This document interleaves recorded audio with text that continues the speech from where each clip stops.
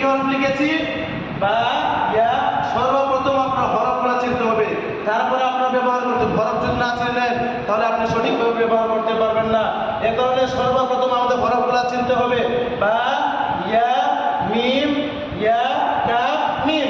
এখন আমরা হরকত এবং তাসদীদ দিয়ে উচ্চারণ করবো ইনশাআল্লাহ। সাথে থাকুন, সঙ্গে থাকুন। পায়ের নিচে হরকত জের দিয়ে দিলাম, ইয়ার উপরে হরকত জবর দিয়ে দিলাম, মিমের নিচে হরকত জের দিয়ে দিলাম বিয়ামি, ইয়ার উপরে হরকত জবর দিয়ে জজম দিয়ে দিলাম, কাফের উপরে হরকত পেশ দিয়ে দিলাম, মিমের উপরে জজম দিয়ে দিলাম। এখন আমাদের পরিপূর্ণ বাক্যটা কি হবে লক্ষ্য করুন। বাসের বি, কোনো টান হবে না, হরকত। বাসের বি, ইয়া জবর ইয়া, বিয়া মিম ইয়াসের মিম।